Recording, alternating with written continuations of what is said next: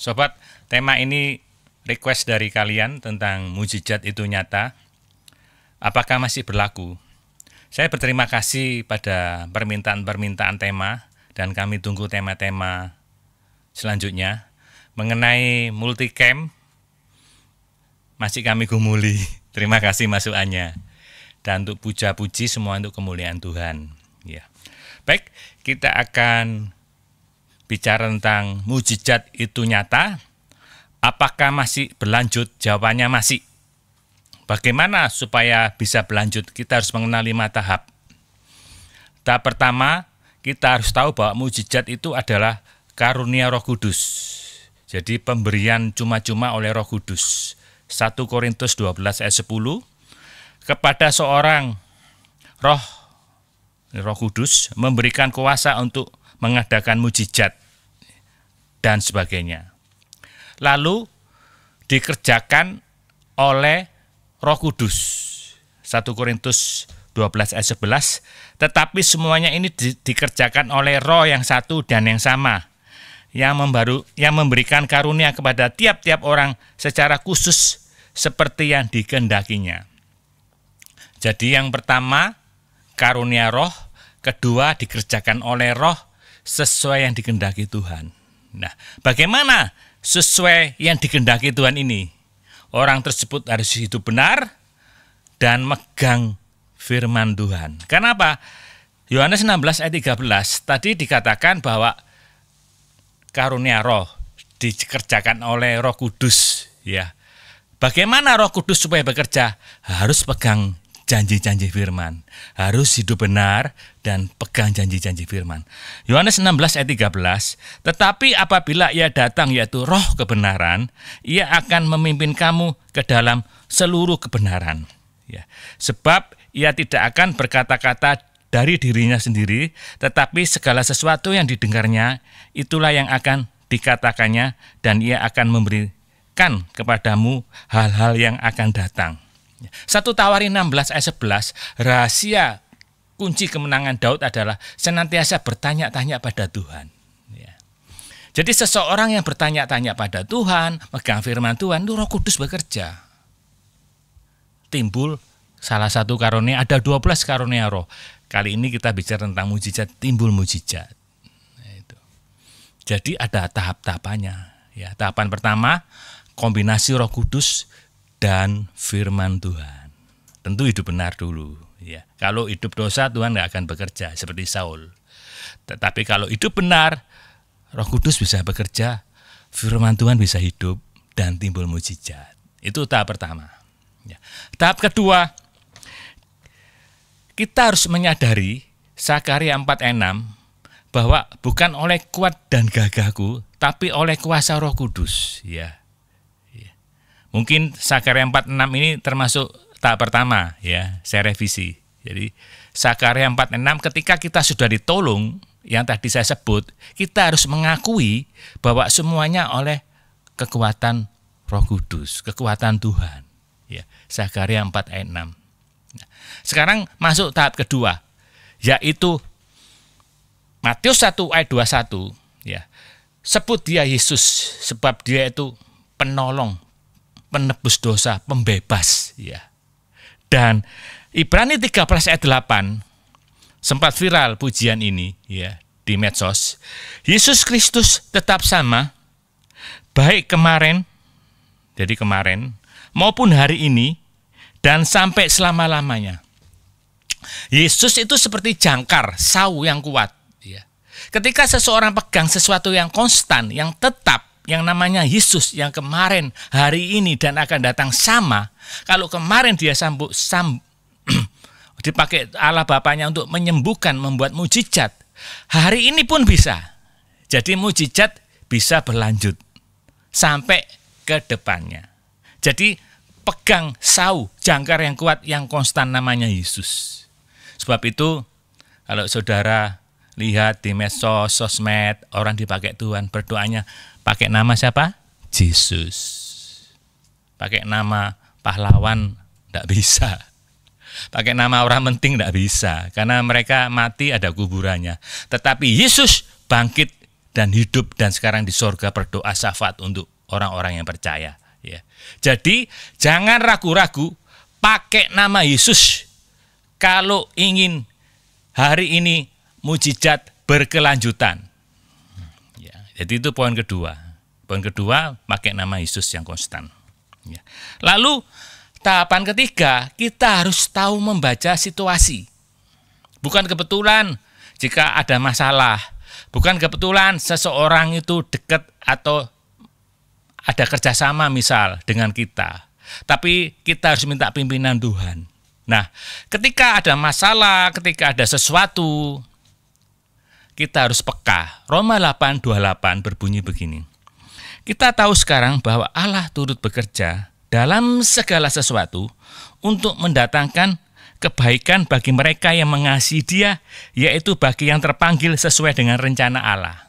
Ayat ini bisa tercapai apabila dalam Roma 8:26-27 berbunyi, berdoa senantiasa, berkeluh kesah. Ketika ada masalah, seseorang itu berdoa dengan bahasa roh, keluh kesah, ya, sampai rasakan hadirat Tuhan, sampai rasakan pertolongan Tuhan, maka semuanya akan mendatangkan kebaikan buat orang yang mengasihi Dia. Ayat 26, demikian juga roh membantu kita dalam kelemahan kita, sebab kita tidak tahu bagaimana sebenarnya harus berdoa. Tetapi roh sendiri berdoa untuk kita kepada Allah dengan keluhan-keluhan yang tidak terucapkan. Setelah itu mendatangkan kebaikan buat mengasihi Dia. Sebab itu, sobat, jika ada sesuatu yang sekarang sobat alami, kesusahan apapun, jangan lupa tahap-tahap ini, ya. Semuanya datangkan kebaikan buat orang yang mengasihi Dia, ya. Berdoa. Maaf haus.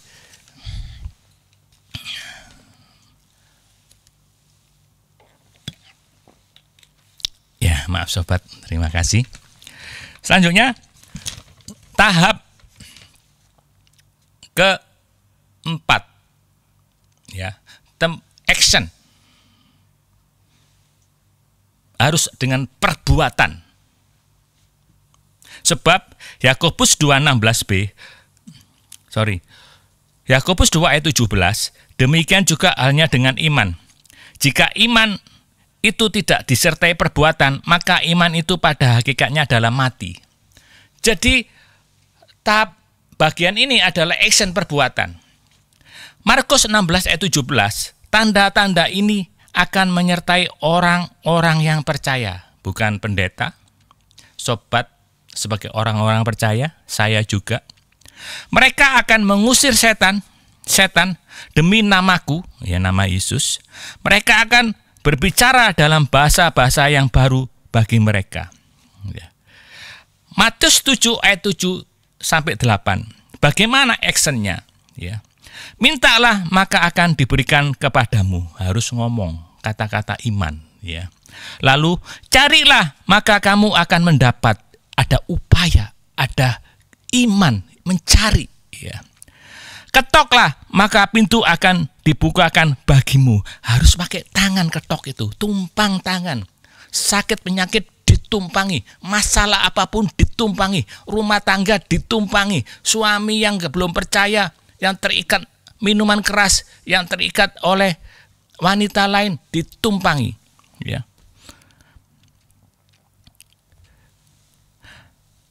Maka pintu akan dibukakan bagimu, karena setiap orang yang meminta menerima, dan setiap orang yang mencari mendapat, dan setiap orang yang mengetuk baginya pintu dibukakan. Jadi bagian ini, action ini harus dipraktekkan kombinasi antara tangan, tumpang tangan, mulut, pakai nama Yesus, pakai kata-kata sesuai firman, pakai kata-kata iman seperti Daud mengalahkan Goliat, aku datang atas nama Allah. Lalu dengan mau mencari, jangan satu kali mencari nggak dapat, udah nggak jadi deh, ya. Ingat itu bujang Elia, sampai disuruh Elia naik ke gunung melihat doanya itu terjawab enggak. Tuh, nampak segumpal awan, ya. Setelah berkali-kali, harus dengan kegigihan, harus dengan ketekunan, ya. Sampai apa? Sampai mujizat itu ada. Ya. Jadi harus dengan tumpang tangan, ketok, dengan mulut, dengan mencari dan pakai nama Yesus. Selanjutnya tahap yang terakhir adalah pakai rumus iman, harap, dan kasih, ya. Seperti video yang lalu, ya. 3 langkah, juga 5 tambah 2 sama dengan 5.000, ya. Ketika seorang itu percaya dan harap dan kasih, itu muncul mujizat, ya. Yakobus 2:16b, doa orang benar bila yakin didoakan sangat besar kuasanya, ya. Doa itu harap, benar harus sebagai dasar. Dengan yakin itu iman. Ini kisah tentang situasi kemarau, nggak hujan-hujan, muncul belas kasihan, ya, supaya turun hujan. Nah, ketika itu ada kasih, ada doa, terutama orang benar dan percaya, muncul mujizat. Contoh lain, Daud ketika Siklak terbakar dan dia datang ke Siklak, istri dan anak-anak, semua rakyat Israel tertawan, dijara, diambil lawan, tidak tahu siapa ini, ya. Tapi dia bertanya-tanya pada bertanya-tanya pada Tuhan dan mempercayakan, ya. 1 Samuel 30 ayat 6, Daud menguatkan kepercayaannya kepada Tuhan, itu iman. Lalu ayat 8, haruslah aku mengejar gerombolan itu, ya. Daud bertanya pada Tuhan, ya. Berharap, lalu Tuhan menjawab kejar, ya. Bagian terakhir, ada budak Amalek diberi kelaparan, diberi makan dan roti, itu bicara kasih. Ketika Daud percaya dan harap dan kasih, ada jalan keluar sehingga tawanan bangsa Israel dapat diambil kembali dan bangsa Amalek dikejar dan dapat dikalahkan. Yang terakhir contoh adalah janda, ya. Ketika Yesus melihat seorang janda dengan anaknya yang lumpuh dan dia menangis harap, lalu Yesus berkata, maka bangunlah orang itu dan duduk dan mulai berkata-kata, dan Yesus menyerahkan kepada ibunya. Ketika Yesus berbelas kasih dan anak itu nangis harap dan dengan percaya, maka anak yang lumpuh ini disembuhkan. Sebagai kesaksian, saya ada orang tua umur 85 tahun ibu, ya. 83 tahun seorang ibu, dikabari tetangga, memang ibu saya ini suka hidup sendiri, ya. Jadi ketika dikabari tetangga bahwa tidak bisa, saya datang ke sana, ternyata kondisi tidak bisa berjalan alias berdiri, lumpuh, dan tidak bisa melihat. Kalau di Alkitab mungkin lumpuh saja atau buta saja, ini dua-dua. Lalu kami putuskan, kami bawa ke kantor saya, lalu saya doakan kakinya, ya. Ini pakai tangan, ya. Dalam nama Yesus, ya. Dalam, enggak sekali, berkali-kali, ya. Harus bandel. Dalam nama Yesus, kaki bisa jalan, 2 kaki bisa jalan, 2 kaki bisa jalan, bergerak dalam nama Yesus. Tiap 1 hari, 2 hari, 3 hari, 2 minggu berjalan. Saya tanya beberapa orang, ini harus dibawa ke saraf kaki dan sebagainya, bisa berjalan. Tapi masalah mata, saya doakan tidak sembuh-sembuh. Rupanya Tuhan memberi mujizat, harus lewat medis. Dan saya bawa ke dokter, ya terima kasih, lewat BPJS juga. Ternyata 1 katarak, 1 glaukoma. Dokter mata setempat berkata kalau glaukoma ini mulai mengeras, membatu, ini kemungkinan bisa buta. Tapi kita berdoa dan sekarang bisa melihat dua-dua. Sampai dokter itu ketika lihat ibu saya sangat cinta karena ini setengah mujizat katanya. Yaitu, mari kita berdoa. Tuhan, kami berdoa untuk sobat-sobat yang masih menunggu mujizat hari ini, biar melakukan 5 tahap ini. Tuhan tolong, Roh Kudus tolong, supaya mereka ada kuat dalam firman-Mu, dan Roh Kudus bekerja dan action tentang perbuatan-perbuatan iman. Kami tahu semuanya untuk kemuliaan nama-Mu. Dalam nama Tuhan Yesus, hamba-Mu berdoa. Amin.